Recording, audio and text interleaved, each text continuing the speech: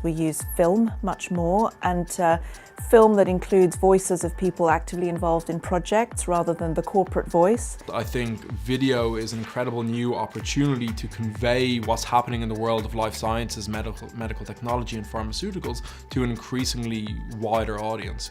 And especially in an age where healthcare is becoming increasingly a topic of interest for the general public, I think finding a way to communicate what is going on and developing is becoming very important.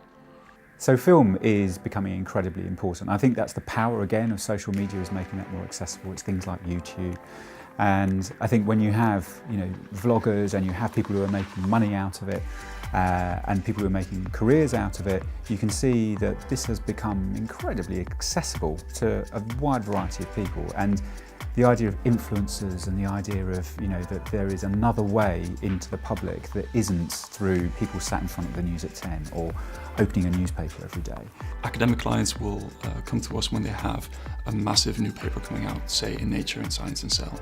And at that stage, they know that that's a story that they're going to be invited to conferences all around the world for the next year or so to present. And so what they'd like to do is to commission a video that they can use to explain at those conferences. Essentially, we use short videos with an effort to try and communicate simple messages. And we use those on our website, so that's another distribution channel that we have created, so that's a landing page for us. And we've tried to break up a series of videos explaining different aspects of healthcare as we view them. It is a new channel and it is powerful. It's been done in a very different way by a new generation, and I think that has a lot of power over the next 10 years, because those people are going to come into the workforce and they are going to question and disrupt a lot of what has been done over the last 3 to 4 years.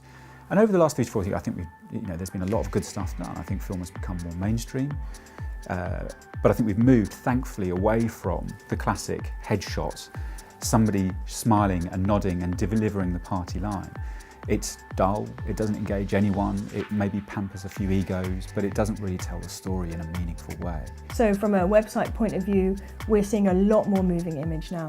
I would say 5 years ago, everyone was embracing the big kind of billboard, static image. This is what we do, and it could be a community image of a lot of people, or it could be a very distinct molecule from a science point of view. Now, it's much more about telling people succinctly and clearly via moving image, and perhaps also overlaid with animation to a certain degree, what they do and how they do it. The way you can parcel up a story into a bite-sized chunk and get it across to people with emotion, I think is very important.